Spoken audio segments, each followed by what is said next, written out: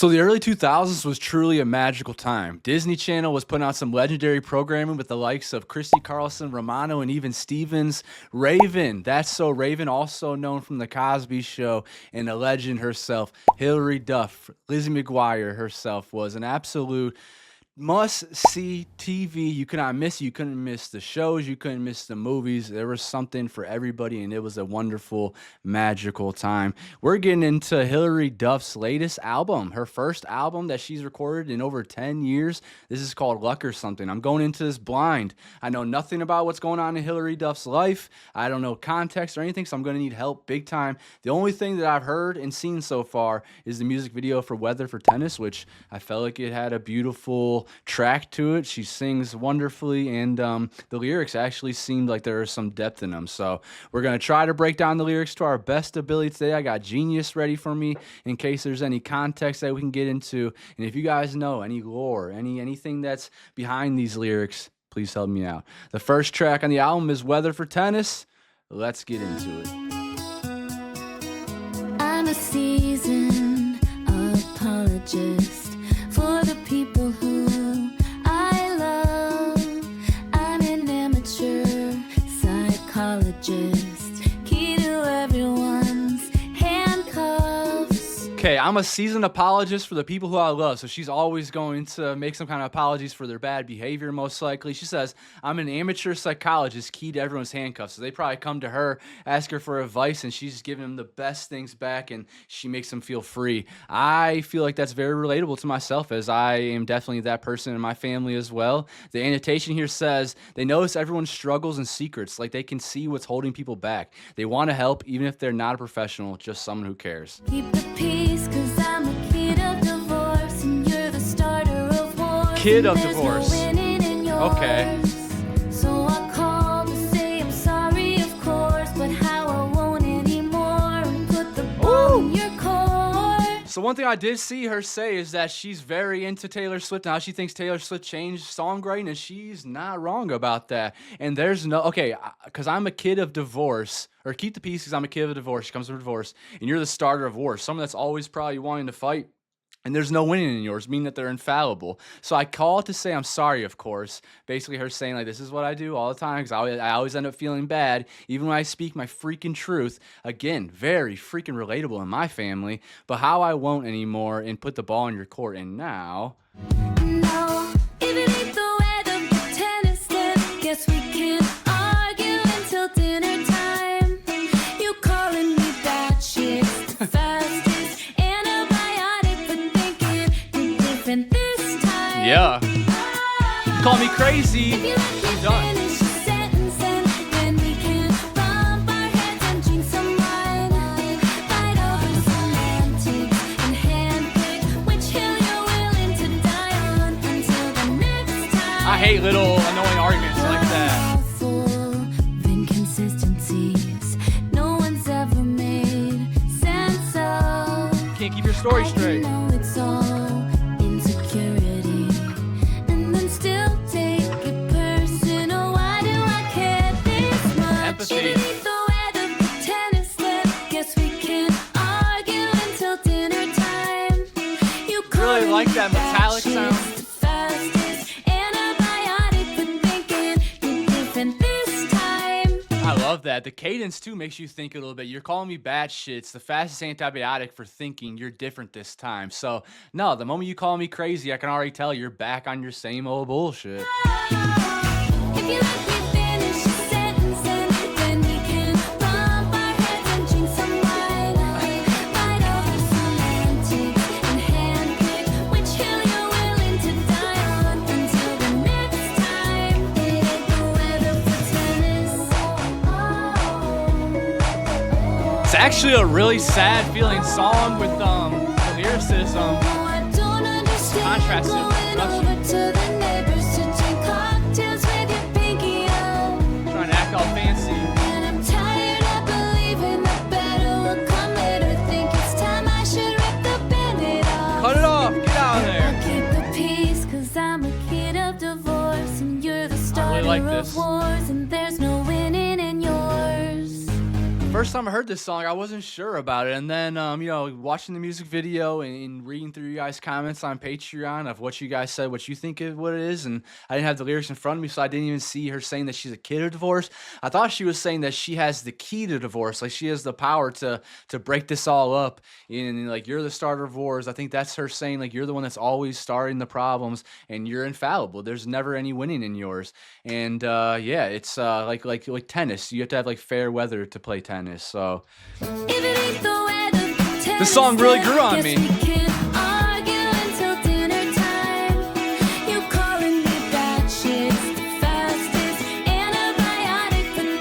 That's right.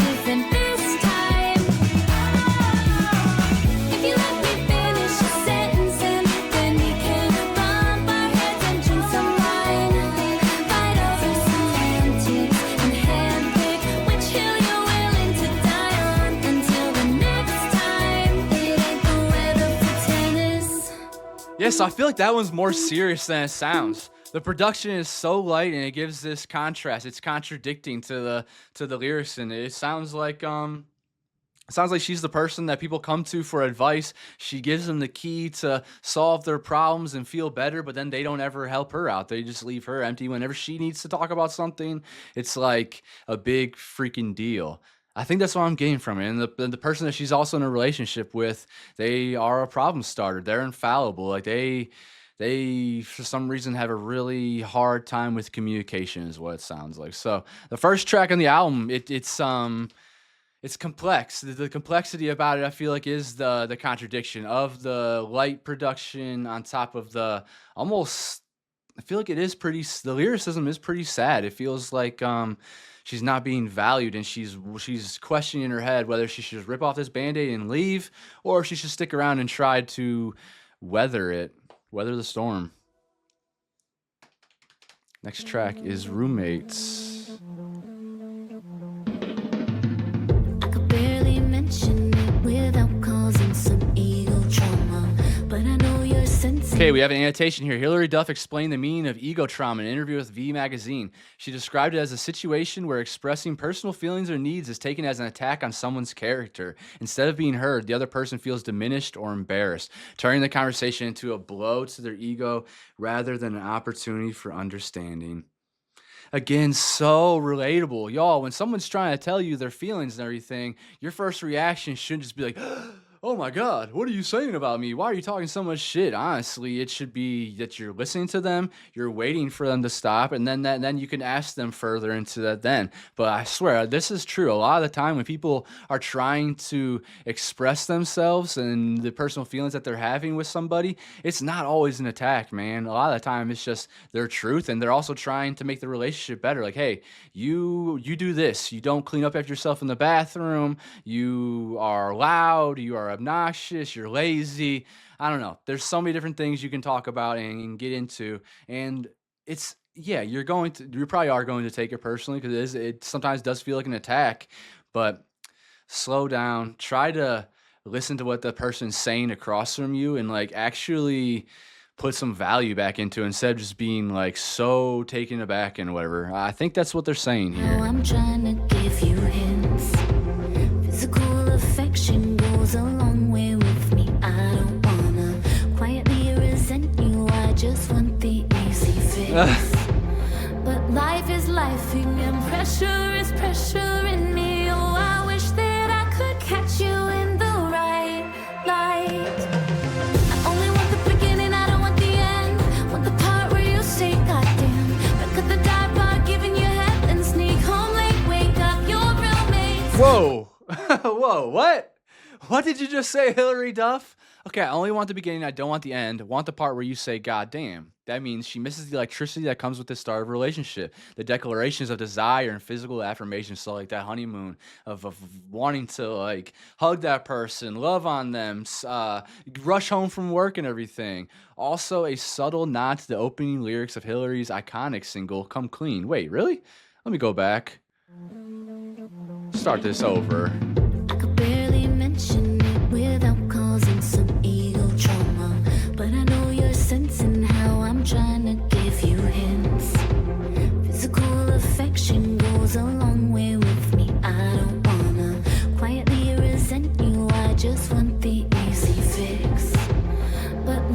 life and pressure is pressuring me. Oh, I wish that I could catch you in the right light. I only want the beginning, I don't want the end. Want the part where you say goddamn.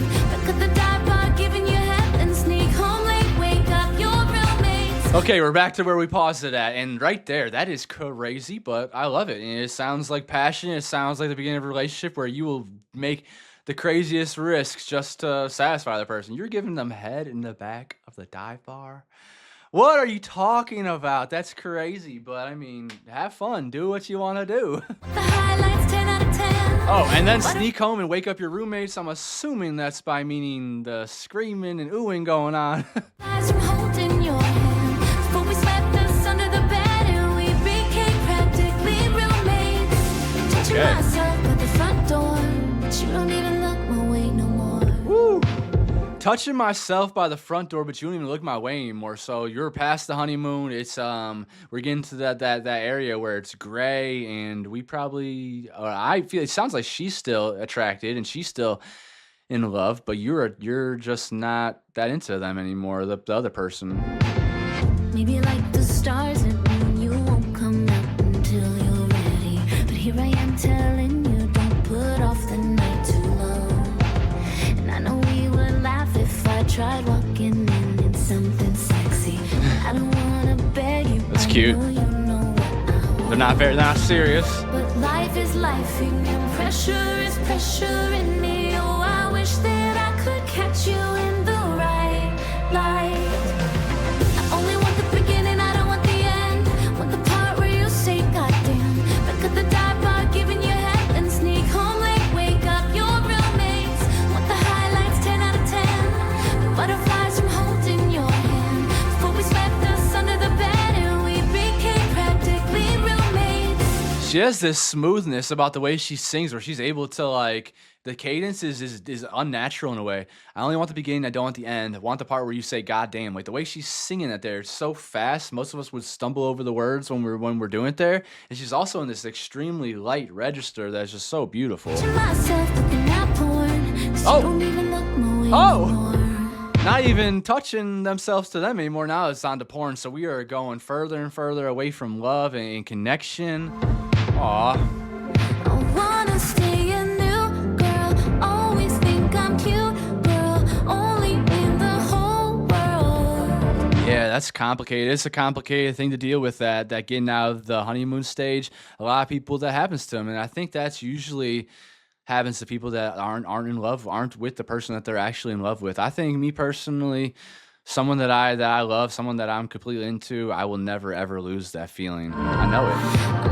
I will do everything possible in my being to make sure that doesn't happen. To keep it fresh, to keep it new, to keep you feeling like you're the most loved person in the world. I feel like that's a very important role. The new girls, all the shiny cute girls. God, it makes my head swirl. I only want the beginning, I don't want the end. That's Want the tough. part where you say goddamn. Look at the dive bar, giving you head and sneak Wild. home late, wake up your roommates. Want the highlights 10 out of 10. I like this. Butterflies from holding your hand. Before we swept us under the bed and we became practically roommates. Touching myself at the front door, but you don't even look my way no more. I saved it, and I'm probably not going to listen to it that much, but I love the production of it, and I really love the way she's singing. I love how vulnerable she is, too. She is being a completely honest human being here, and as you know, in Juke Jams, I completely admire that. I admire people being themselves. I admire people completely expressing themselves. Don't even look my way no more. That was a cool song. I feel like it would probably hit me a little deeper in other times in my life, Not but sure when it happened.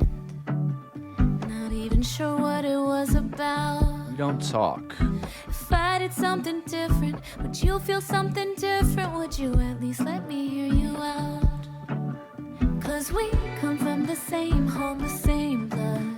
A different combination, but the same love. People Okay, I know that people have talked about a possible sister problem going on, like she doesn't talk to her sister anymore. The first verse, I'm not sure when it happened, not even sure what it was about. If I did something different, would you feel something different? Would you at least hear me? Would you at least let me hear you out? Would you at least give me the chance to have a conversation with you? Let's communicate. So, because we come from the same home, the same blood, this song is believed to be one of the songs on the album written about Hilary's estrangement from her sister Haley. A different combination, but the same lock. Hilary analogizes a combination lock to the genes siblings would share. Same framework, but with many different permutations. Siblings, other than identical twins, come from the same genetic stock, but will have different combinations such that they only share 50% of the same DNA. Even with those different combinations, Hilary fears that the bond between her and her sister is too great to give up.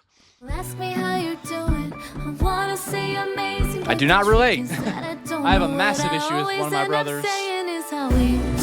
Dickhead. We don't talk about it. We don't talk about anything anymore. We don't talk about it. We don't talk about anything anymore. So that's very relatable to me as someone that's been extremely honest with you guys. You guys know that one of my brothers, I do not have a good relationship with him. He's basically one of the biggest assholes in this world, and it is because of our father was a complete dickhead to him, and my dad, he has no reason to be a dickhead to anyone. He had an extremely easy life growing up and all that stuff, blah, blah, blah.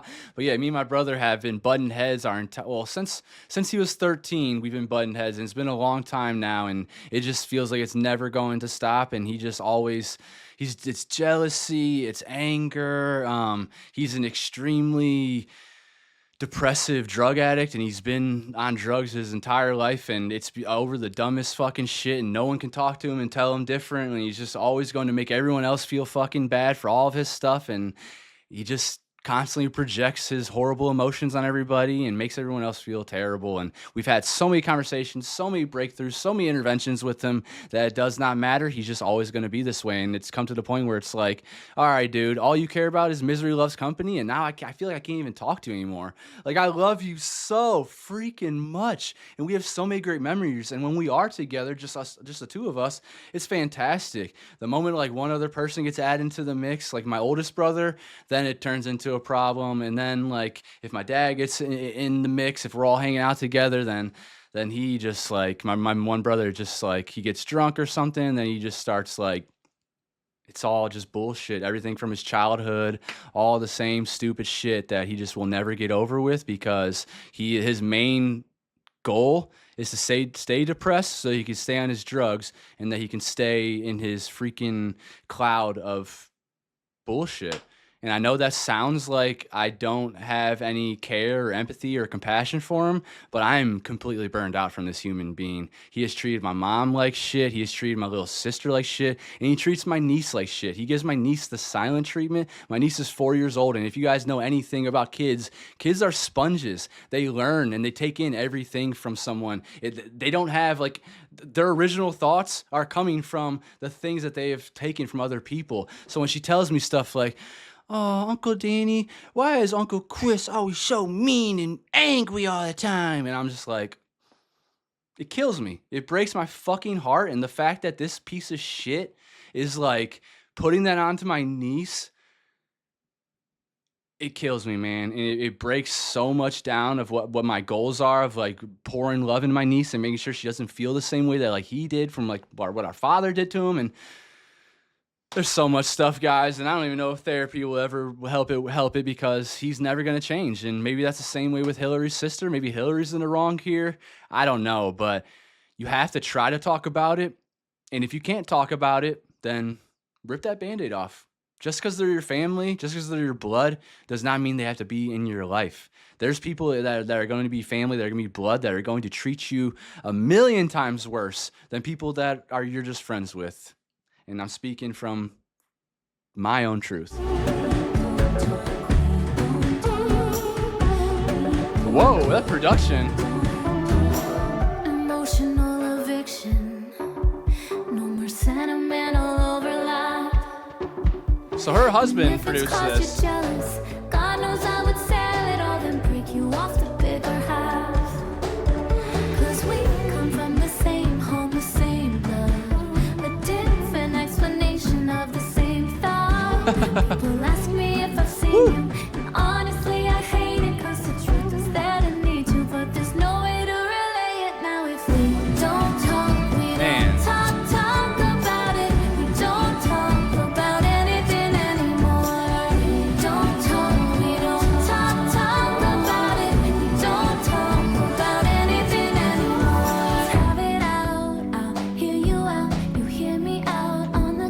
See, like I said, let's have it out. I'll hear you out. You hear me out. I gave my brothers and my dad a couple years back. Like another thing I've talked about before. I didn't talk to my dad for 4 years. 4 years of my life, I didn't talk to him, didn't see him or anything, because I was denouncing the bullshit that he was putting on my brother. I was denouncing the way he was treating my brother forever. And what do you know? My brother still hung out with him, still did the Christmases, and asked for money because he's a fucking loser, and like all this other stupid shit. And that whole time, they didn't have my back. The only people that had my back was my mom, my little sister, my grandma, my grandpa, the people that are in my life that actually fucking truly matter. But this dude, like, yeah, a couple years back, I tried to have a conversation. And mind you, I am the youngest sibling, by the way, of these people. And I tried to have a conversation with them, like, hey, y'all, let's just bury it all. Let's bury the hatchet. Let's forget about all the bullshit we've gone through, the step family bullshit, Chris, you getting kicked out of the house, and all my oldest brother, like all the things that you've done, like running away from the family and being so pathetic about everything. Like, let's just bury it. And then my dad, you are the biggest problem. How about you bury everything? Like he was doing a good job of like changing his ways and not being such a like a misogynist, fucking racist, disgusting piece of shit. And I think I got like 2 months out of that. And then my brother Chris just went off the rails again for no fucking reason. And it's just, I feel like this is never going to change, man. And the only reason I share this with you guys, because it's extremely personal to me, the only reason I share it to you guys is because I'm sure someone else out there is going through the same thing. And I hope that you guys see like the way I carry myself up here in public and the way I treat people, like, along with all the shit that's also in my life too. I still try every day to put love out into this world. I still try every day to be good to people and to pour back into them and not let my experiences of just utter bullshit, honestly, so much bullshit in my family, affect me and like make me miserable and project that out into the world. I don't do that. I wake up every day. I try my best to put a smile on people's faces and put love back into the world. But yeah, I am like or I should say my family has tried, my immediate family, my brothers and my father have tried to poison me my entire life, and I'll never let them do that. And, you know, these things like right here, let's have it out. I'll hear you out. You hear me out. I've done what I can do, and I feel like there's nothing else I can do anymore. I'm numb to that.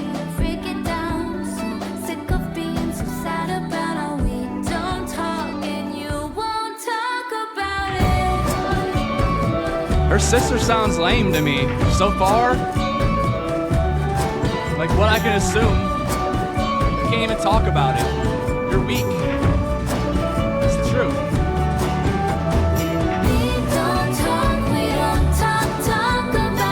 I really like this.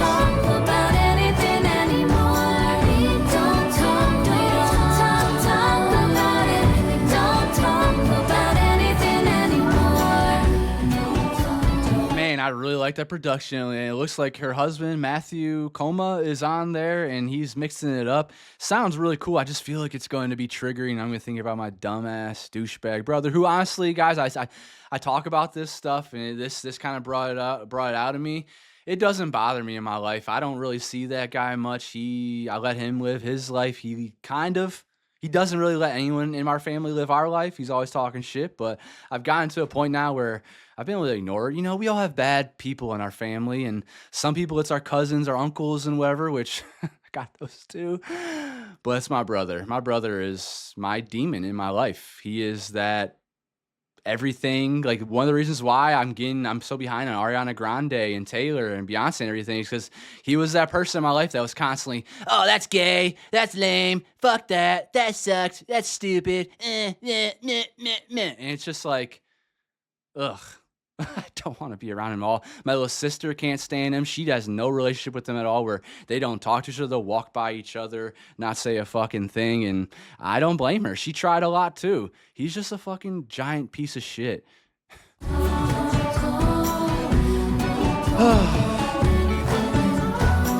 Is what it is, man.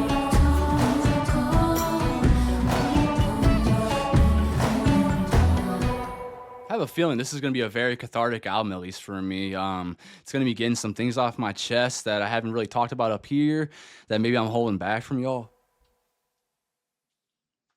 I just feel like it's very important for you guys to have somebody to relate to, and I have had a lot of experiences in my life with a lot of different things. Kiss me on the lips with your eyes open-ish, and that's enough to send me off on a future trip. Ooh, okay, we got a little bio here. I like reading the bios. Future Tripping is the fourth song in Hilary Duff's fifth full commercial album and describes her tendency to fear the uncertainty that the future brings. This partly concerns her relationship. Will your crisis be a car or some bitch at a bar? Which is a theme continued on songs such as Holiday Party and Tell Me That Won't Happen. Sonically, this song uses a vintage sound which continues the throwback feel of the record as explored on Weather for Tennis, reminiscent of artists like The Corrs and Hilary's early album. I think they meant to put The Cars, or is The Corrs a group? I've never heard of them before. But yeah, the production does feel nice and light throughout this album. It's making me think of like late 90s, early 2000s. Honestly, the production, like the way it sounds, visually, I would think of the Opalite music video by Taylor Swift. Does that make sense? Whoa.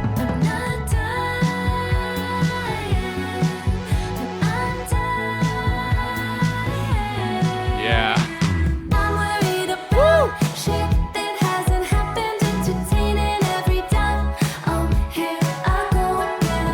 I have definitely been here before. Oh my gosh, and I've talked about this with you guys so many times, where you have to have your 10 toes on the ground and try to be present. I feel like that's the cheat code to life, is when you are able to be present minded. You're not off thinking about the future or regretting and being depressed about the past. It's very easy to get into that mindset and to be daydreaming and thinking like, oh man, so much is gonna go wrong. There's gonna be so much bullshit that I can't handle. But you can't do that, y'all. That's it's future tripping. You're gonna trip yourself out, and you're honestly going to be assuming a lot of shit.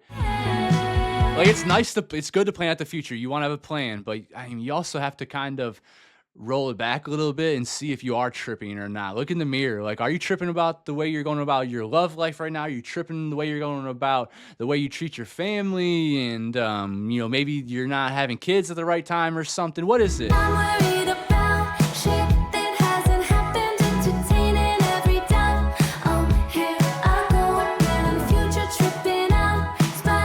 It's a happiness stealer.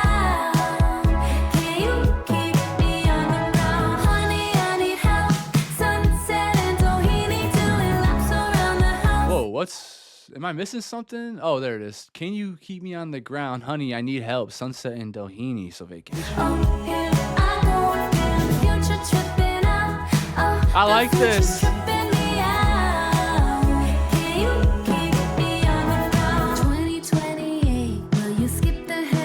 So can you keep me on the ground? Can you be my gravity? Can you be that person that is heavy on my heart in the best ways possible? Keep my 10 toes on the ground. Keep me present, living in the now, not in my mind, thinking about all the things that could go wrong or all the things that went bad in the past. Like, I'm telling you guys, it's a cheat code, and sometimes it happens. Sometimes it happens where you're going to get out of that mindset. You're going to be future tripping. This sounds great. Crisis be a car, some bitch at a bar, saying she loves Bon Iver, calls him Bon Iver. Damn, Hillary, you just called me out. When we first started getting into Taylor Swift on this channel, I was definitely calling Bon Iver, Bon Ivar, or whatever. And I am so sorry, because I was a classless, uncultured idiot. Crisis be a car, some bitch at a bar, saying she loves Bon Iver, calls him Bon Iver. I need to get into Bon Iver and Hozier and Noah Khan.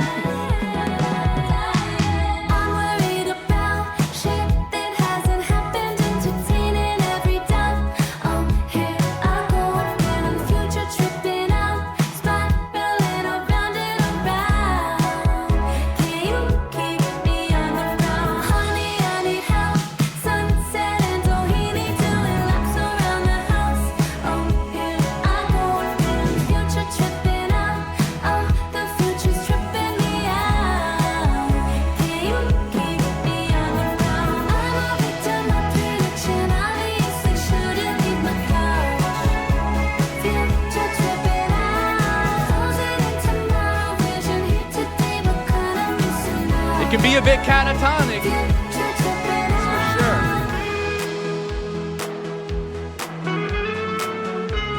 Yeah.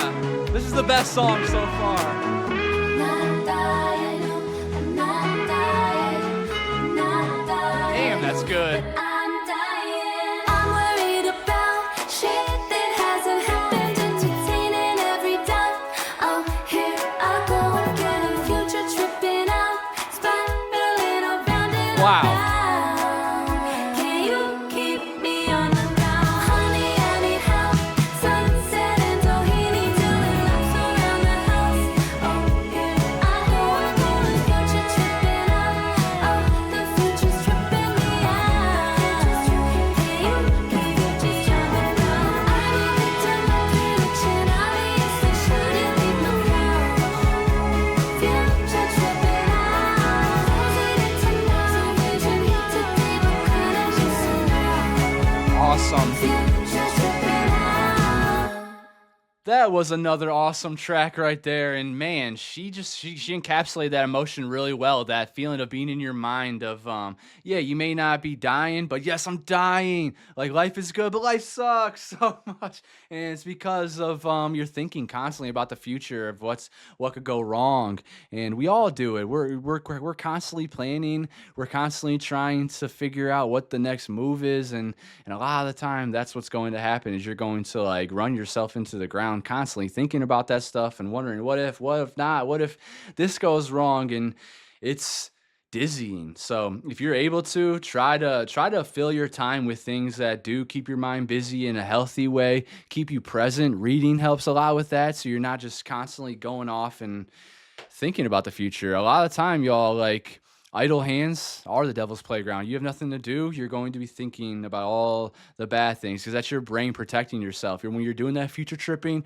it's your brain like calculating all the things you need to do, and like, okay, well, if I let my walls down right now, then in 2 weeks they're going to cheat on me, and then I'm going to be here with a broken heart, and everything's gonna suck. That's assuming. That is just going a little too far, I think. But also, it is just, I think, your brain protecting you. I think as human beings, we're extremely complicated, and the way the production was contrasting again the difference of what she was singing about. Like she's kind of going through it, very anxious feeling, but that production with that guitar, with the synths on there, so light and beautiful. I'm really enjoying this album, even though I don't really know much of what's going on. I have a feeling this might be about a sister again. This one's called Growing Up. Maybe some kind of family life. Alana came over and we talked shit for hours about everything and everyone we know. Just drinking orange wine, hysterical laughing until we cry, 'cause anything, yeah, anything goes. Another name for orange wine is skin contact wine. I've never heard that before. And it'll happen once again. Hold on, what does that mean? What do they mean? What do they mean by that? Does orange wine make you a little more frisky? Like what? Hysterical laughing until we cry, 'cause anything, yeah, anything goes. I don't even know what is orange wine. And it'll happen Woo! once again. I'll turn to you, Yo! friend, 'cause I know you'll understand. Yo, what song is this? And it'll happen once. This is Blink 182. Oh my God, my boys. Where are they at? Where are my boys? Where are you at, boys? Where are they? Where are my boys? My boys! Blink 182, the Mark, Tom, and Travis show. And it'll happen once again. You've turned to a friend. This is from Damn It. And it'll happen once again. I'll turn to you, friend, because I know you'll understand, and you will until the end. And when everybody's gone, they got busy and moved on. We'll face it on our own. And I guess this is growing up. It's Damn It. Yo, Mark, Tom, and Travis show. This is one of the best albums of all time. This actually has a big big great deal on my personality, on my growth. These guys, yes, they say some raunchy shit, yes, they say some funny shit in there too, but they're also like, these are three guys that have been very progressive in the way they think, in the way they talk, in the way they treat people, and I just love them so much. But yeah, that is definitely Damn It that she is paying homage to. And let's just look at the annotation. The chorus is interpolated from Blink-182's Damn It. And I know I always feel like a basic bitch when I talk about Blink-182, but I swear, like, if you go into their deeper discography, there's songs that like Asthenia, there's songs like oh my gosh, Ghost on the Dance Floor, Even If She Falls, that is just so wonderful, has a great intricate production, and it's mainly because of the musical savant of Travis Barker, who I also got his biography is up there behind Tupac, behind the music note up there. But yeah, Blink-182 has had a gigantic influence on my life. American Pie, first time I ever saw them and heard them, and it's been love ever since. And yeah, love them. Wow.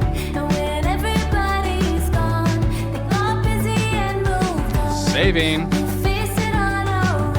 Well, I guess this is growing up. Wow. She definitely had to get this cleared.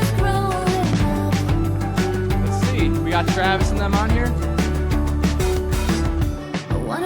Tom, Mark, and Scott. That is true. Scott Raynor was actually the drummer during this time. Scott Raynor had a very bad drug and alcohol problem. There's a song called Man Overboard that Mark and Tom wrote about him, where they kept giving him a chance. They gave him a chance time and time again to get over the shit. Well, they ended up meeting Travis Barker while they were performing alongside the Aquabats, and yeah, history's been made since. Travis got into the group, and he changed the production, he changed the sound of that group, and they've been so much better since then. And honestly, there's been times where they're even better with like Matt Skiba's guitar playing. His vocals not as good as Tom DeLonge's, but yeah, guys, I'm a huge fan. Could talk your ear off about them.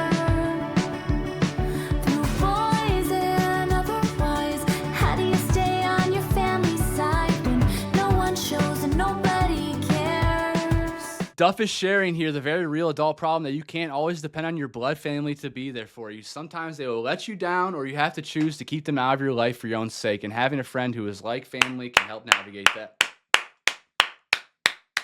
Completely agree with that. Shout out to my friend Michi. Shout out to my friend John and Brian. Those people have helped me out tremendously. Shout out to Janine for listening. Shout out to I would say those ones are the most I can think off the top of my mind that really helped me going through, especially those 4 years there where I wasn't talking to my dad, wasn't really talking to my brother at all, and I leaned on them for support, and I'm incredibly thankful for them, and they always will have me, and I've always been there for them too, so it's mutual.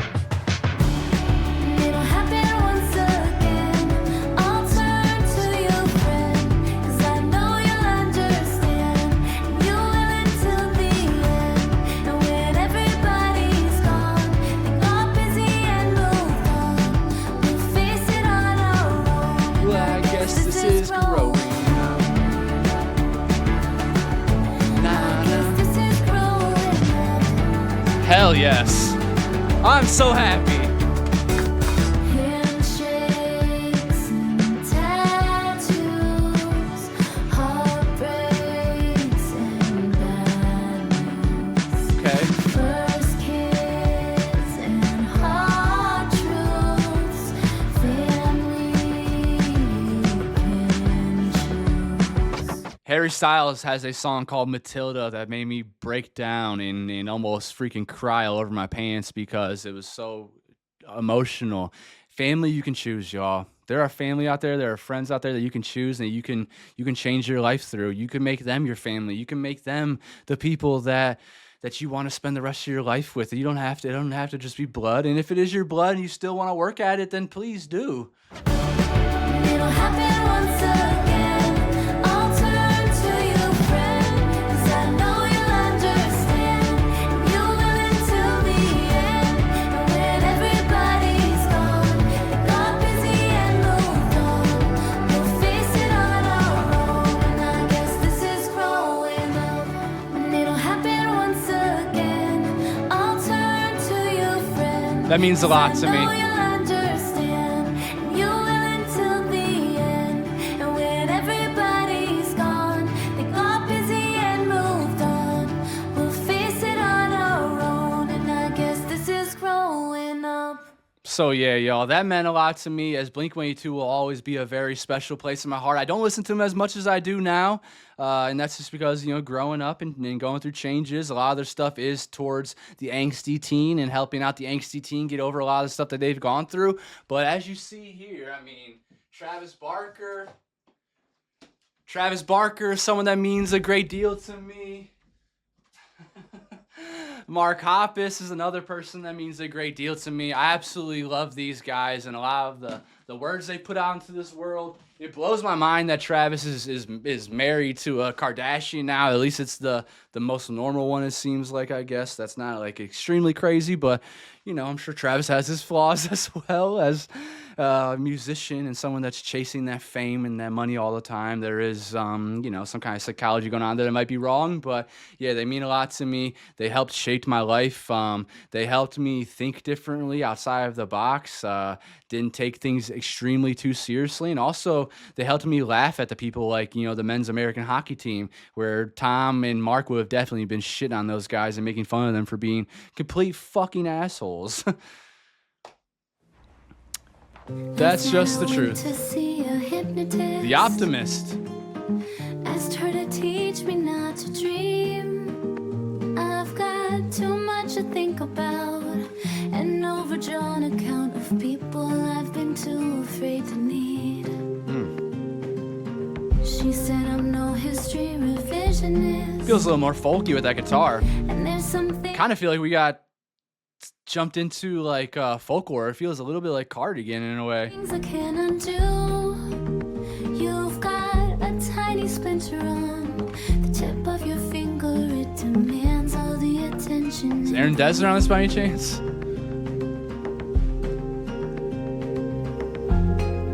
I wish I could sleep on planes and that my father would really love me. Oh. He'd show up on my wedding day and tell my family they're all so lucky. He'd tell me how he wished he'd stayed and that he never meant to disappoint me. But till then, I'll exist as the optimist. I'm assuming she means like just having that hope that they'll arrive, right? The lyric most likely refers to Duff's image and personality as rather optimistic and hopeful, while also implying that some of the singer's trauma influenced them to keep going and not losing ground. Speaking with the outlets, Duff has admitted that there's times where I talk to my dad and times where I don't talk to my dad. I do have a pretty sunny disposition, but a lot of shit has gone down, and that's life. I relate. I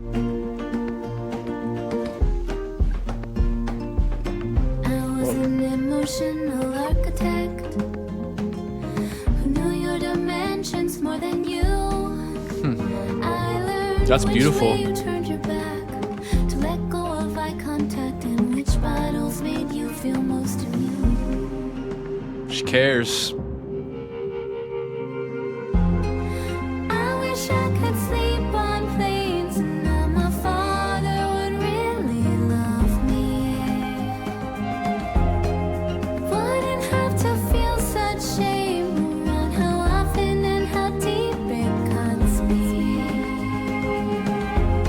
He'd call me almost every day. How's the weather? Are you eating honey?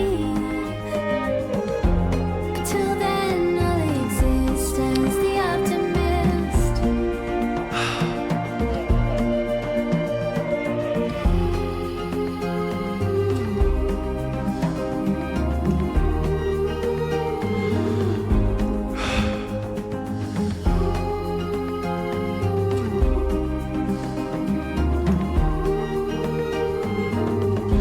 Just want y'all to know you don't have to take that personally from them.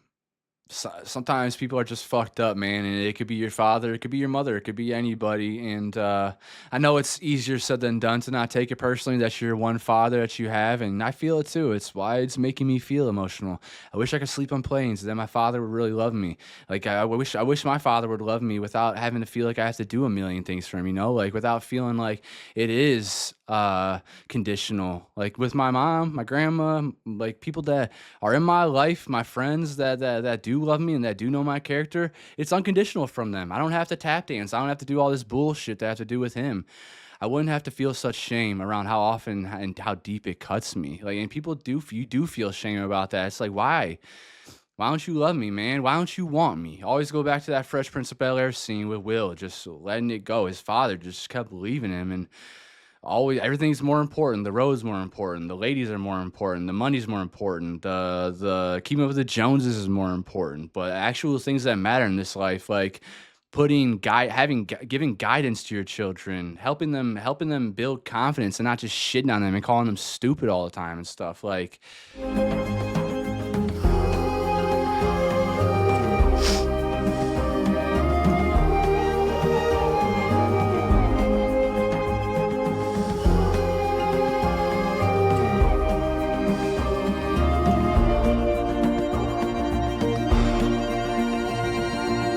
I know a dirty little magic trick to disappear and disconnect. Maybe I learned it from the best. Thank you, I guess, yeah. If you saw it, I bet I'd earn your respect.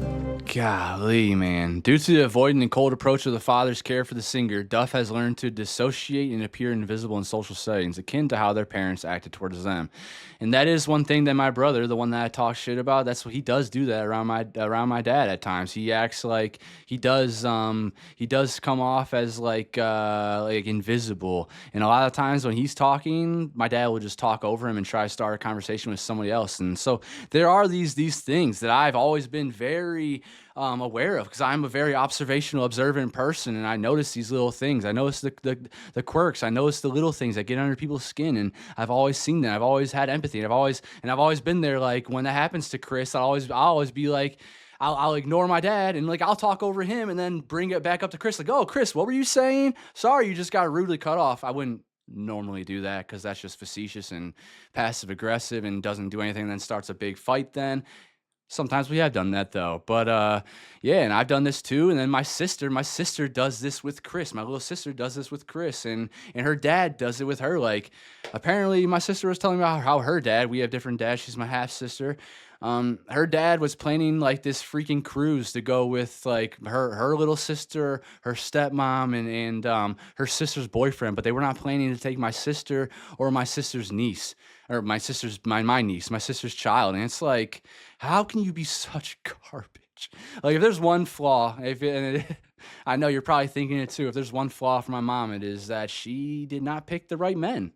She picked two really fucking horrible men to have kids with, and it's not her fault though, because those men weren't always like that. They tricked her. They were different. My father was one of those fucking Catholic boys that acted all sweet and nice, and he was an athlete, and he was kind and intelligent and stuff, and then he turned into this fucking rotten piece of garbage, man. And it's because of like your friends will brainwash you to think that you have to treat a woman this way, and his dad probably brainwashed him, and my brother, he's brainwashed by my dad and thinking he has to act that way, and he's so obsessed with like getting my dad's affection that he will ruin the relationship with everybody else and like shit on everybody else to make sure that my dad is taken care of. It's so fucked, man. But this album's kind of helped me work through it a bit, because this is very relatable and this is stuff that I do, and there's like no way to go around it seems like anymore. Like I feel very numb when it comes to my immediate family issues, and that's okay. Don't need them. Do not need them. I have some great family and friends outside of them.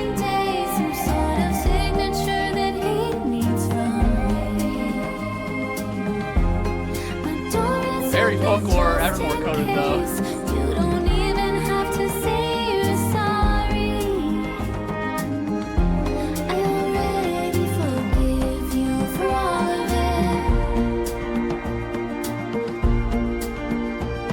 Kind of, yeah. But That's it's something I mentioned earlier. I did forgive him. I forgave him and my brothers, and I buried that hatchet, and then like shit just started happening again, and it all has been kind of brought back up, and it's ebbs and flows. It's a roller coaster that is really hard to get off, and I mean it's my roller coaster. It's one that I'm going to be stuck on. It's one that I have to find a way to navigate, and I've done a good job about it. Like I stick to the people that I want in my life, and you know I still try and give them the chance to be better people.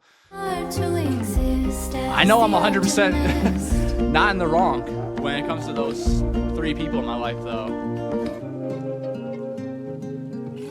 And they know that they're in the wrong. That's what's crazy, too, is like they're aware of all this stuff. They're aware of how shitty they are to my family, how shitty they are to my sister, how shitty they are to my mom. And they just, I don't know, they just don't care. And a lot of it's because they are alcoholics, they are drug addicts. It's the uncomfortable truth. And my oldest brother, man, he is a phenomenal person when he's not all fucked up, dude. When he's not, and he thinks he has to be this way because he thinks that he has to be the parent to my other brother, to the brother that's in between us. He's not the middle child. I can't call him the middle child. I'm technically the middle child. But yeah, man, it just feels like it's a never-ending problem. My oldest brother's stuck being the babysitter, and he's also an enabler too. They hang out every single day. They go to the bars, and they perpetuate the same fucking behavior over and over and over again, and it's just annoying. And I don't want to be around it or deal with it. I'm burnt out. But if they ever want to try to talk, I will, because that's what I do. I give people a chance. It's probably gonna kill me. At 23 in Rockaway Beach, too young to be too existential. Not exactly.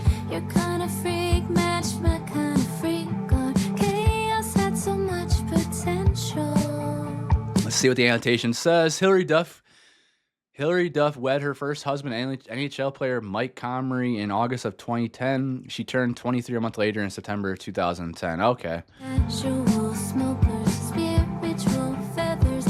25 years old. If you have not turned 25 yet, it is a bit of a mind fuck. A quarter life crisis is a bit real, and your frontal lobe is developing better. Your filter is better. You're starting to be like, oh man, why was I hanging out with those douchebags before? And life kind of hits you like a ton of bricks, and it does feel a little existential. And yeah, I've definitely been dealing with that since, and I'm extremely woke, and I think I have a very healthy brain, the way I think and everything. But yeah, sometimes I do get a little existential. I wake up and I'm like, man, we're just floating around on this giant ball of gas, trying to figure out what to do in our day with our time. Chaos had so much potential. Casual deep, smokers, grungy spiritual feathers. guitar. So much made so much sense. In some ways we're closer than we've been ever. In some ways I miss us then. Let's drink too much, but I'm a Japanese house. It'll help us forget what we were bitching about. I'll barely laugh and then I'm flying with you in a black limo back to the youth in the honeymoon. Wow, that was complicated. Emotionally gentle. In a black limo back to the U from the honeymoon. Without the sleeping Self-explanatory. somehow tonight you got me sent in a black limo back to the youth in the Peace. honeymoon. She's talking about peace. Woo! Another gorgeous guitar. Pull out my chair, Saving run this. hands through my hair, and teach your fingers where to touch me. Okay. I know it's so Damn. unfair to compare, but let me know that you still love me. Always, baby. You will never have to worry about that, ever. Spiritual feathers, so much made so much sense. Some ways we're closer than we've been ever. In some ways I miss us then. Let's drink too much, but I'm a Japanese house. It'll help us forget what we were bitching about. So Japanese house, you can think of, again, Harry Styles. I'm pretty sure Music for a Sushi Restaurant actually was inspired. I think Harry's house was inspired by a lot of like Japanese house, right? I'll barely laugh and then I'm flying with you in a black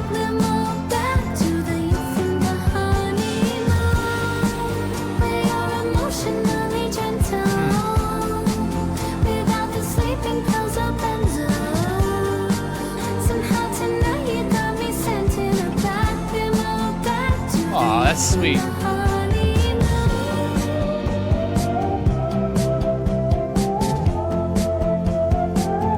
Nostalgic again.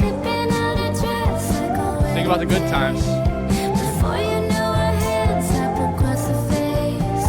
Remember how we said it would never change? Well, it did and it didn't. If you still wanna be in it, let's drink too much, put on the Japanese house. Okay, drums. I'm barely laughing and I'm flying with you in a black limo back to the year from the honeymoon, where you're emotionally gentle without the sleeping pills of benzo. Somehow tonight you Man. got me sent in a black limo back to the year from the honeymoon. Oh, Hilary Duff. I was not expecting to like this album so much, y'all, but the production's fresh. Shout out to the hubby, Matthew Coma. Shout out to the bassist on this, Ali Fuderer, looks like. The strings with Cynthia Tolson. That's gorgeous. It's about getting back to, like, you're sending me back these memories of when we were in the honeymoon phase because you're being so sweet on me today. I really like that. It felt gentle, it felt soft. Maybe my favorite track on the album. Holiday In my Party. head, you live another life where you fuck all my friends and wish someone else could have been your wife. Oh my God. Oh my God, that's heartbreaking. Damn. In my head, you live another life where you fuck all my friends and wish someone else could have been your wife. Shit. I love you, I love you. I'm sorry, I'm sorry. Why are you apologizing? For letting it get the best of me Oh, again. are you thinking too Too much? emotional, I guess. When I look at that body, I'm not trusting nobody. I imagine you in a corner booth, getting way too close. Damn. In my head, you got touchy at the holiday party, in the charcoal suit that I like on you. In my imagination, she's there with her eyes so starry, holding your car keys. In my imagination, Damn. I'm another victim of the holiday party. What a way to go and ruin the night. How many of y'all got work wives and work husbands out there? I know that's going to be a very difficult thing for anyone to deal with when they're in a relationship. Like 1/3 of your time, your significant other's time, is being spent with other people. And that sucks. And the truth is, a lot of the time they do have a work husband, a work wife there that is flirting with them, making them happier or whatever it means. And in this situation, I'm pretty sure, since Hillary's husband is a producer, and I think I saw a clip about her saying something about, like, she does worry about, like, the Coolio, I think this is her words, the Coolio pop stars with the new sounds or whatever that are pretty and could, you know, possibly sway him. Like, that's a real thought. That's it's a little bit jealous. It's insecurity. And if you're feeling insecure about that, it's probably because your significant other's probably making you feel that way. They're not, there's some kind of trust that's lacking there where you think that they are going to cheat on you at the holiday party. Maybe it's because they are a little flirtatious. Maybe they are a little overly excited to see these people. I don't know. But I mean, it makes you human. It makes you, yeah, just human, I guess, to deal with those feelings. Not everybody handles it the right way. I think you trust is the foundation of a great relationship. You have to be able to trust them. That means if they are like their work, you have to trust them at work. You have to trust them going out with their friends.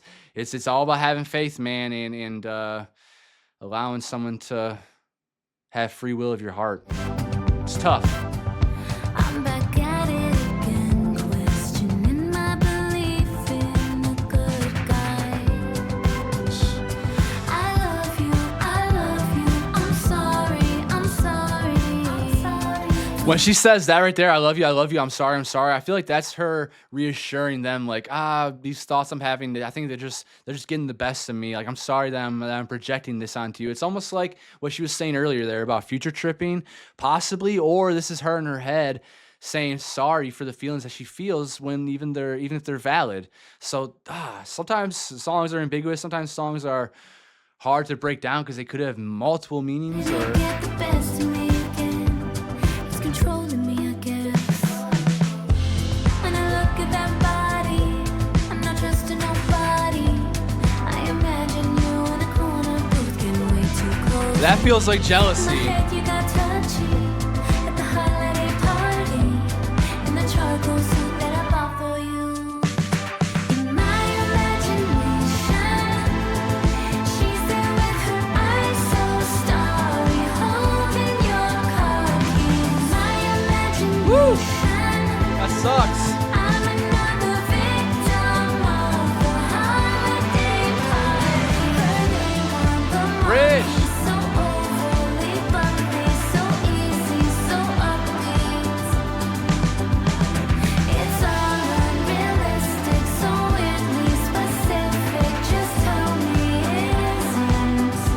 So close to saving this. When I look at that body, I'm not trusting nobody.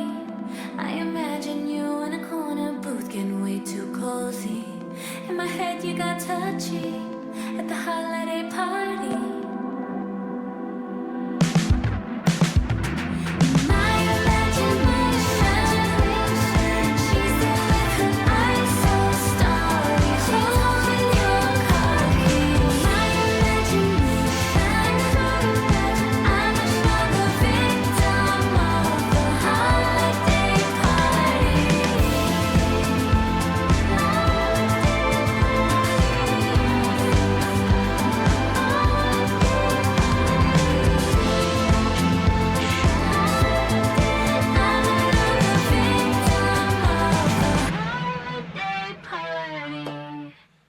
So again, I like the production on that track there, but just the lyricism wasn't as relatable for me there. I'm not exactly a very jealous person, and honestly, if someone was to make me feel insecure, then I have no reason of even being in their life. I know that these are real emotions that people feel too, and it doesn't make you like crazy or weird or anything like that. Maybe your significant other is making you feel that way, or maybe that's just how you're wired. Maybe you have a little more anxiety about you, and I feel like it's healthy the way she's going through and talking about this here. But also wonder if like she's apologizing for her actual feelings there, and not because she's apologizing for stuff she's making up in her head. Because this stuff is true. People do cheat. Cheaters are real. Work husbands, work wives are real. So why wouldn't someone get a little bit jealous from time to time? It's just I feel like I just feel like if that's happening to you, and especially if that's happening to you a lot, then what are you doing with that person? Why? What's the root that makes that person, or that makes you feel that way about that person? And in my opinion, I think that's trust. I think you're missing trust from that person. They've done something that maybe there's context that I'm missing here, where like they've cheated on you, or they did something in the past before already that you're always going to be thinking about now. You forgave them once. What if they do it again? Or just because it can happen, and men are a lot of time fucking pieces of garbage, it's a very highly likely chance. I mean, look at Halle Berry, Beyonce, Taylor. So many people have been cheated on. Selena Gomez. They all get cheated on. It's crazy. Next track, Mature.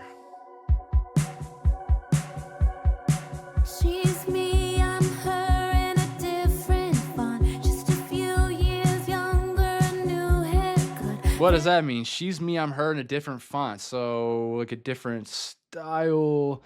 Same person, a different font is a saying popularized in the early 2020s to describe how character tropes make different people seem similar. Yeah, sure. Specifically, Duff is referencing the trope of a much younger, naive woman who feels enchanted by dating an older man. A part of Duff once played with her ex, who still seeks the same kind of woman.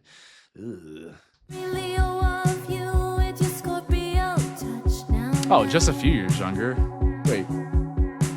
Going down on her on your vintage rug, but she's so impressed by your body. Basquiat's sick. Always you're not now, now.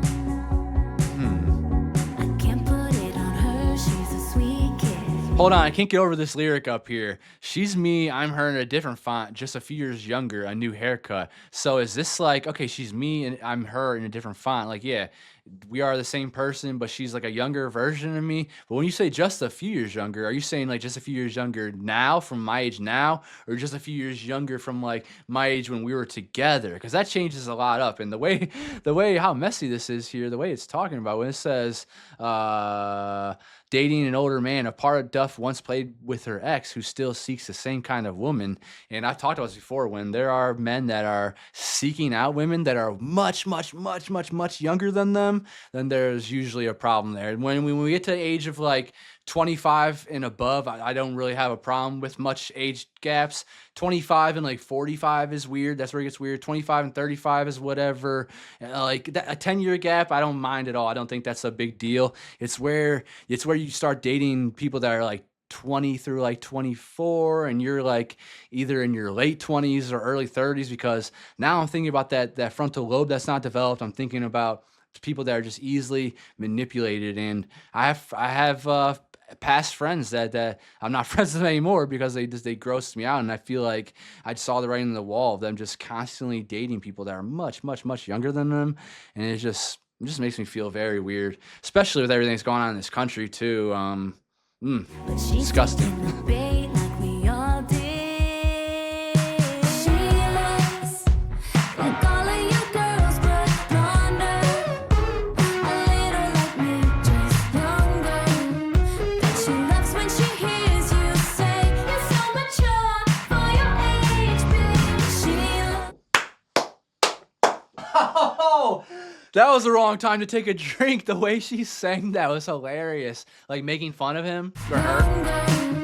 Bet she loves when she hears you say you're so mature for your age, babe. She looks That's so funny. Let me see the annotation on this. The observation on maturity is coming from Duff's former partner, who feels he can speak on the subject because of his older age. The song may be about Duff's ex, Jason Walsh. Walsh also dated Kristen Cavallari, who called him the most mature guy I've ever.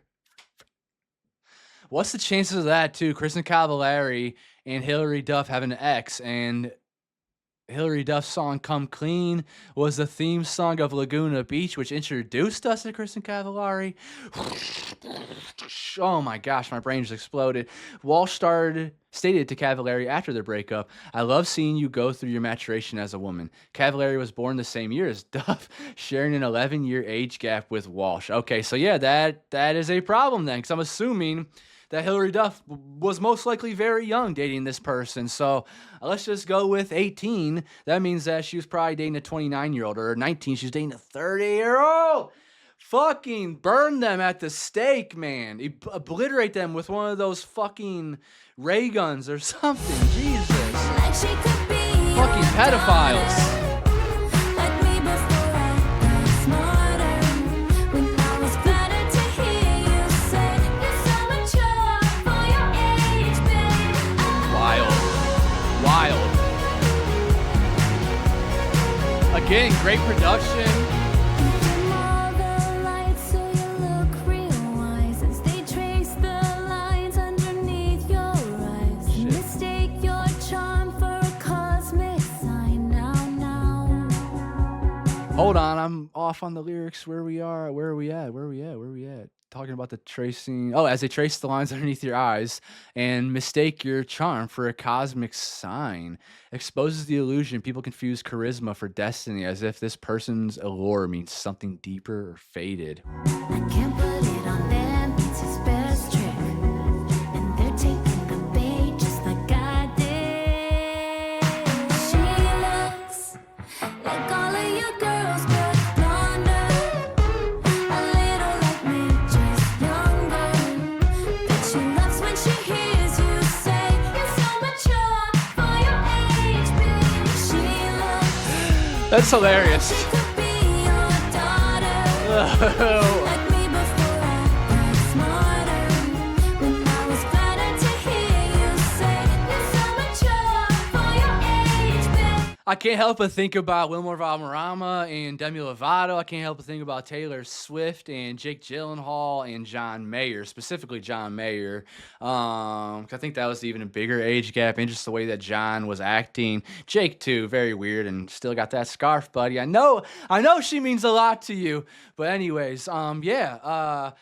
It's just very fun the way she's singing the "You're So Mature for Your Age, Babe," and it brings me back to a story of one of my friends that had everything. He had everything. He had the most amazing woman. They had a great relationship, and he just couldn't handle it. And that's why it's like free will is just a mind fuck sometimes. Because yeah, this was someone that I was a great friend with, and I thought they were really cool. And then you cheat on her, who is also a friend of mine. When you become a girlfriend or a boyfriend of my friends, you're also becoming friends with me, and we get a relationship that gets built off of that. And I don't like the way that my friend treats people if they're going to cheat on them, like for someone and they cheat on someone that was younger, like way younger, and then his girlfriend found out. And I mean, because I'm friends with him, she thought that I was keeping secrets when I wasn't keeping secrets, and it's just a really complicated situation that your friends put you in all the time, especially when they're disgusting wannabe playboys like that. And it's lame. That's another friend I had to denounce, because it's like, yo, you just lost someone that was phenomenal and someone that was there for you in your corner every step of the way, objectively. This person was planning birthday parties for him, like going to his best friends behind his back and like planning stuff, and like loving, and he loved her so much. He talks about her still, well, I stopped being friends with him over a year ago, but he was talking about her still, and I was just like, yo, man, I can't do this anymore. This is all you talk about this all the time, and it's your fault. And then he tries to like justify, like, oh man, I was just going through a hard time, and this other girl was like really fine, and like she was feeling me and stuff. And I'm like, you're disgusting, and I can never be like you. And honestly, like that integrity, what are you gonna do in our friendship? Like, what if there's some kind of way that you cheat on me as a friend? Like, what if you? I don't know, man. There's so many different examples where you can just be thrown under the bus by your friend, and that's the type of if they are willing to cheat on someone they say they love so freaking deeply, then who says they're not going to, like, I don't know, fuck you over some way, leave you on the side of the road somewhere. I don't know. Watch the time rise up as high as you got on me. Listening to Strawberry Letter 23. Hit my car at Carbon Beach, so I wasn't seen at yours. You knew better, of course. I don't think I know that song. Strawberry Letter 23 is a psychedelic soul classic written by Shuggie Oates and made famous by the Brothers Johnson in 1977. Maybe I have heard this. Blending funk, R&B, and dreamy romance. You're so mature. You're so mature. So facetious, I love it. She looks like all of your girls, but blonder. A little like me, just younger. Come on.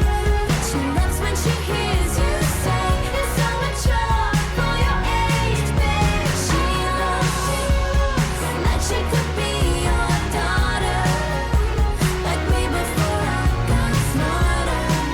And I was glad to hear you say you're so mature for your age, babe. That's fucked.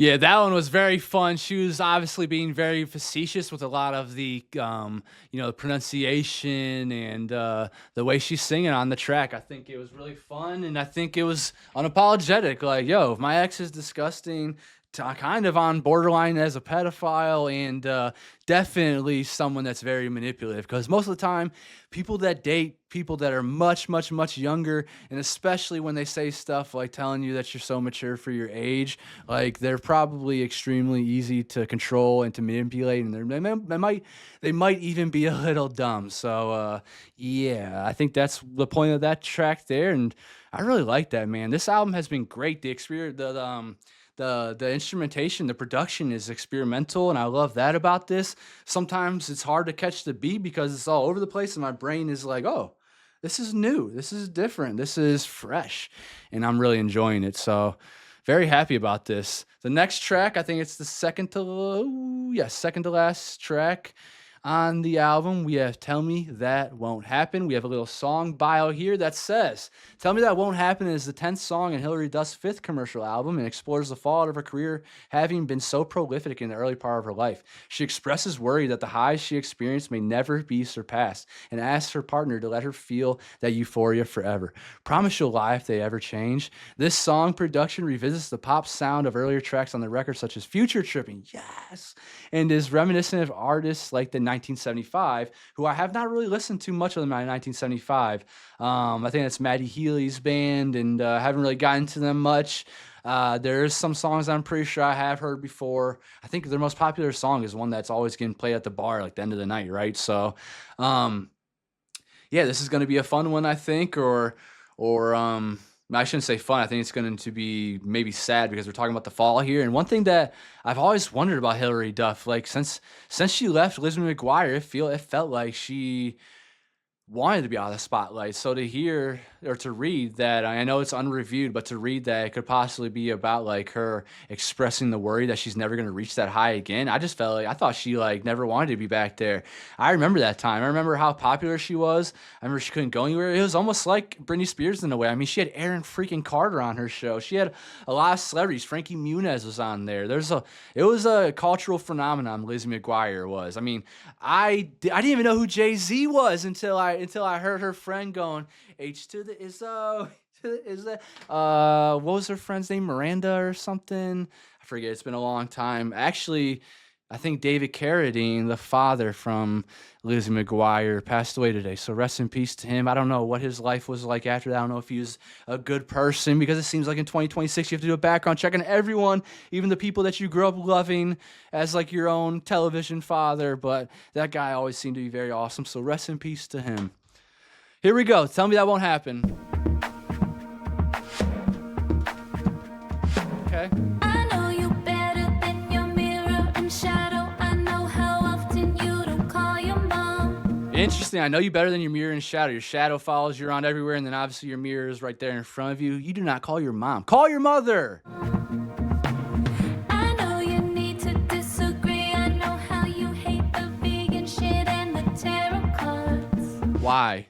To those of you out there, like, what's wrong with it? Why do you guys care so much about what someone puts into their body, substance-wise, food-wise? Why do you care if someone's going to tarot cards? Why do you guys care about, like, if someone's into astrology? You can think it's silly. Like, I don't know everything about astrology yet. I'm actually going to check out an interview with Jade that's going to explain it more so I can educate myself, so I don't just get up here and speak so ignorantly about it, because people like it. Why can't you just be okay with stuff that other people like that you don't like? Why do you have to have a 12-ounce steak every single day with a big-ass potato? Where's your fucking fiber, you know? Tell me some words that are dirty in French. Give me some first Let people just live. like we still got 'em. I'm worried that I felt everything I'll ever feel that I wanna get. Damn. Life passed. I'm wondering if time stands still. Will I still be dreaming in past tense? I never knew she thought about it like this. Makes sense, though. Okay, that's pretty clever. Are we 88 years proof? 88 years proof, so are we able to make it through 88 years? Also, a lot of the time, alcohol is like 88 proof, so I wonder if that's like a play on words. Want something new? Will you want something new? I'm worried that I felt everything I'll ever feel that I wanna get. That's rough. Tell me that won't happen.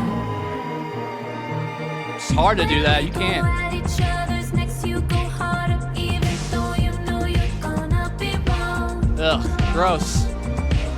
I'm not complaining that the sex could be harder, but I wanna know that's the wave you're on. Promise me some things can stay just the same, and promise you'll lie if they ever change. I'm worried that I felt everything I'll ever feel. Oh, that I yeah. wanna get. Damn. That production just opened right up, y'all. That is sick. If they ever change, Woo, yeah. I'm worried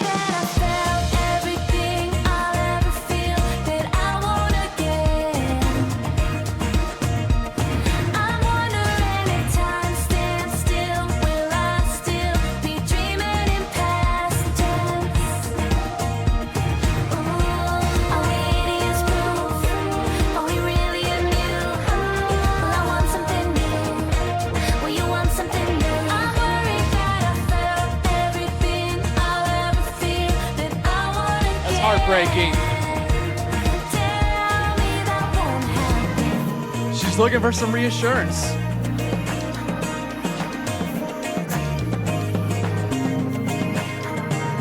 Hold me, meet me with a vision in our heads. Never blurs and never ends. Go around with me again. Hold me, meet me where we never get too tired. And we never lose the fire. And the new never expires. Some words that are dirty in French. Give me some first times like we still got 'em. I'm worried that I felt everything I'll ever feel that I wanna get. I'm wondering if time stands still. Will I still be dreaming in past tense? Are we idiots proof? Are we really immune? Will I want something new? Will you want something new? I'm worried that I felt everything I'll ever feel that I wanna get.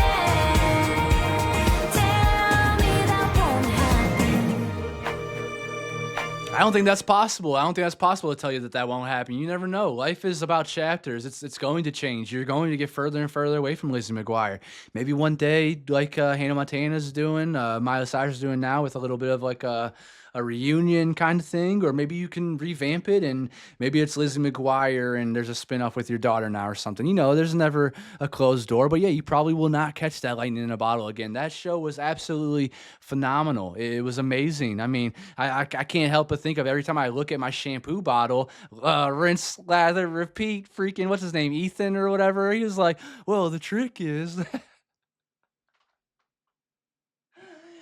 you don't repeat. And oh my gosh, just so stupid. But just fun memories that show is, and I miss it. And yeah, I don't know if you ever will be as popular as you were back then, Hilary Duff, but you're putting out good music. You are, what seems to be, you put out good energy in this world. I've never heard anything bad about you whatsoever, and that's tough because a lot of these child stars have gone through it. We watched Miley Cyrus go through it with like bangers, and I was telling my friend recently about how I felt that was like very liberating watching that as a young person. But also she mentioned how like there was like appropriation going on there, and Miley was pretty much going through it in the public eye, grinding on fucking Robin Thicke to blur the lines in public and just being a little out there. But she was expressing herself. She was being free, and she was getting through and denouncing that Disney image that Disney was putting on her. And if you guys know anything about Miley's story about how she was being drugged and there was just horrible people around her, that Disney world is hard to escape from.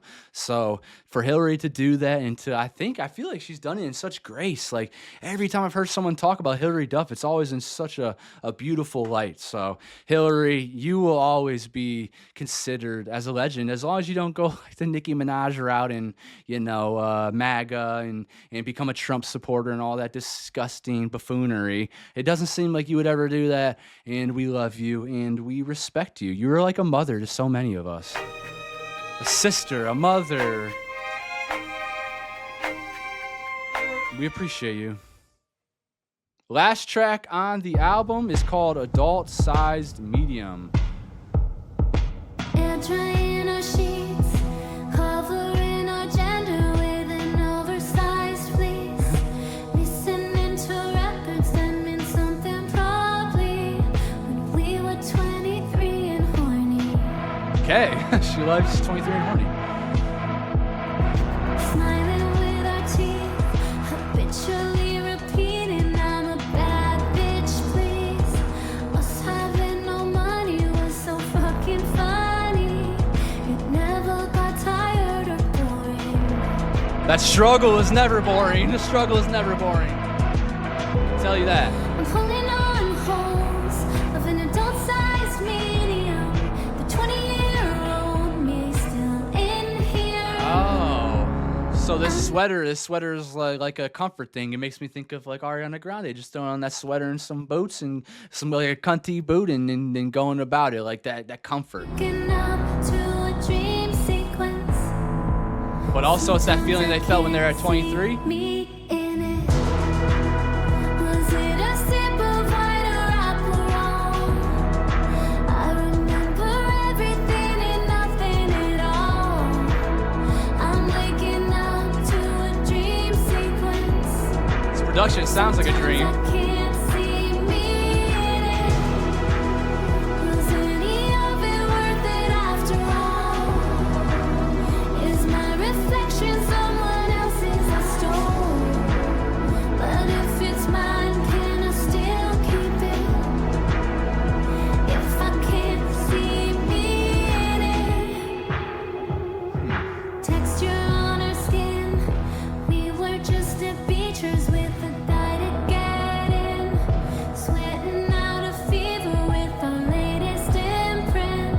Then walk into the after party. On the other side, with cherry flavored chapstick, there's some grayish highlights, reminding me that nobody runs faster than time. It's heartbreaking and reassuring.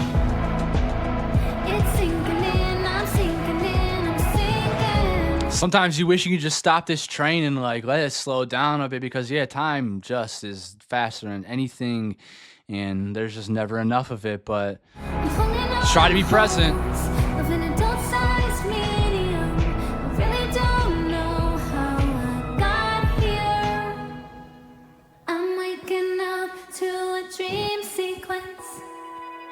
Sometimes I can't see me in it. Was it a sip of wine or alcohol? I remember everything and nothing at all. I'm waking up to a dream sequence. Sometimes I can't see me in it. Was any of it worth it after all?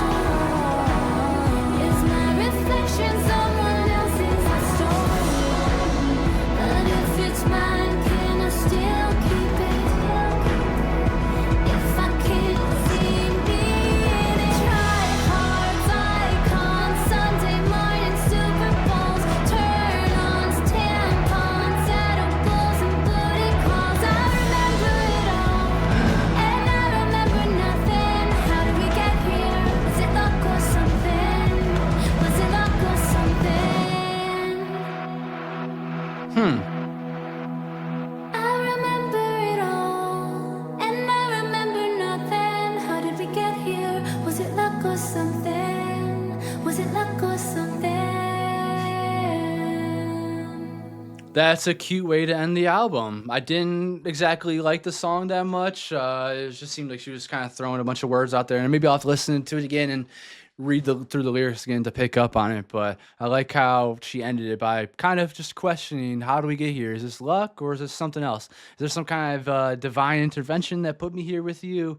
What is it? This album was freaking phenomenal, y'all. I'm going to definitely need you guys to let me know what your favorite tracks are in the comments, and let's talk about it. This was extremely unexpected. I thought it was just going to be something that I liked, not something that I loved, but I love this. This has so many really good songs on it. 1, 2, 3, 4, 5, 6, 7 out of 11 I saved. 7 songs that I thought were really good. There's a lot of really serious issues that we're talking about here with friends and family, and with your loving relationship with your significant other. There's conversations about just becoming yourself and moving on from past trauma and getting over it. There's a song about a future tripping about trying to stay present and not thinking about the future so much, because it really will stunt you. Like, you will be almost in like a catatonic shock just thinking about the future constantly, and it'll numb you. You'll feel overwhelmed, and you won't know how to put one foot in front of the other. But I promise you, if you take step by step, day by day, and you build brick by brick, you will see results. So many of these tracks were really beautiful. The production reminded me a lot of like Folklore and Evermore, with even like a little more even like intricate, or I would say even more energy, because Folklore and Evermore is nice and folky and nice and soft on a lot of the tracks. There was some big crashing drums and some nice open electric guitars, like how we got from like Something Beautiful from Miley Cyrus, which I think is an incredible album as well. And I couldn't help but think about Miley throughout listening to this album, and like the ties back to the Disney Channel and the ties back to growing up in front of the spotlight, and wondering if you're ever going to get back to that kind of fame again, like she's talking about there. So I thought this was a beautiful album. 10 years she hadn't make any music, and this is what she came back with. Hilary Duff. Luck or something. I will definitely be listening to this some more. Some of these tracks that I didn't save, like We Don't Talk and The Optimist, who knows? They might grow on me, and or there might be a time in my life where they relate a little more and they resonate with me, and I can turn to them and I can use them as something to help me, because that's what a lot of music does. A lot of the music that I listen to, a lot of music that I save, it's a tool. It's a tool to get better. It's a tool to escape from the mundane bullshit of the world, and yeah, and usually a lot of the time it feels like a warm hug for me. There's so many different ways to use it, and this album here, very intelligent, very open, very vulnerable, and real, and that's something that I truly appreciate in 2026. People that can tell the truth, people that can express themselves so well and articulate themselves so well, like Hillary did here. Like I feel like I'm leaving here knowing about the story, and I didn't know anything about it going in. I was blind coming in, and I feel like I can see the light coming out. So thank you, Hilary Duff, for a fantastic album. Please let me know your favorite tracks in the comments, and help me interpret and break down the lyrics, because I'm sure that I messed up on a lot of those. Thank you to everyone that's supporting the channel. Thank you for being here. I love you guys so freaking much. This is the coolest thing in the world, to be up here to share music with you guys and talk about it, and get some lessons out of it, get some good energy out of it, get some love out of it. I think that's what life is all about.